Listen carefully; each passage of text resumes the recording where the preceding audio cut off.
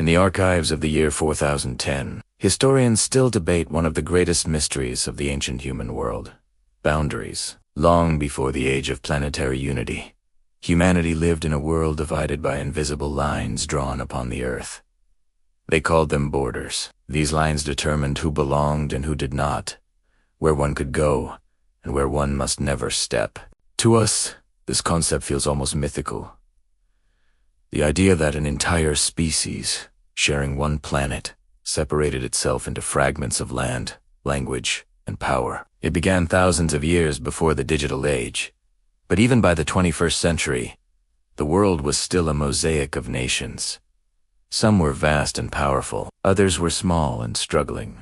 Each guarded its territory with pride, fear, and weapons. The boundaries were meant to keep people safe, yet they often did the opposite. Wars were fought not because of distance, but because of these invisible lines. Humans built fences, walls, and gates to define where ascended, and then began. There were borders on land, boundaries in belief, and barriers in the mind. Even in the age of satellites and global communication, most humans could not cross freely from one land to another. A single line on a map could decide the fate of a life. For centuries, the people believed these divisions were necessary. They called it sovereignty.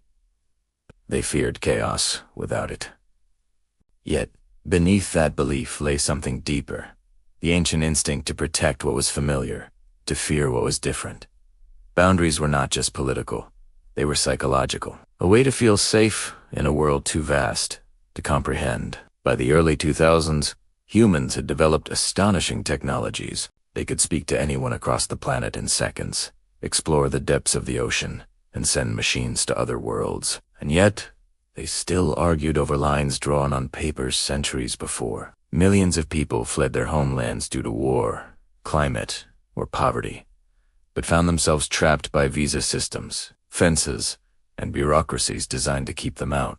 To an observer from the future, this paradox is both tragic and fascinating. A connected world obsessed with separation. While their devices united them digitally, their governance divided them physically. In one click, a person could befriend someone across the globe, yet in the real world, they might never meet. Historians of our time study their maps with wonder. The old nations, the United States, China, Russia, India, Kenya, Brazil, all fiercely guarded their borders. Sometimes, these divisions gave structure and identity. Other times, they became prisons for thought. Even ideas had boundaries then. Political ideologies, religions, and social classes. People often judged each other not by who they were, but by which side of a line they stood on. By the 22nd century, as global crises worsened, rising seas, pandemics, and resource wars, the boundaries began to blur.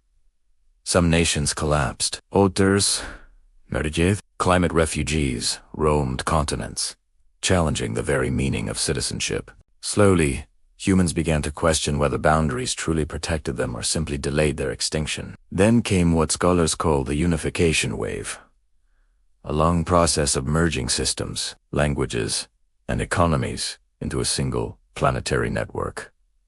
It did not happen peacefully. There were conflicts, resistance, and fear of losing identity. But as the centuries passed, humanity realized that the old divisions could no longer sustain a species facing global challenges. Borders faded, not by decree, but by necessity. Now, in the 41st century, we live on a world without walls. The idea of a person being illegal or foreign is ancient history. Movement is free. Culture is shared. Yet, when we study the relics of the past, passports, flags, border checkpoints, we are reminded of how fragile unity once was. The people of the 2000s believed they were advanced, yet they still struggled to understand what we now take for granted, that the earth never belonged to anyone. It was a shared home, not a divided estate. And so, the story of how people lived with boundaries is not just a tale of division, it is a lesson in evolution. Humanity had to learn, through centuries of struggle, that lines can protect, but also imprison, that safety without compassion is only another form of fear. Looking back, we do not condemn them. They did what they thought was right in their time. But their greatest challenge was not technology, nor war, nor hunger. It was learning to see beyond the lines they drew themselves. Perhaps that is the truest measure of civilization.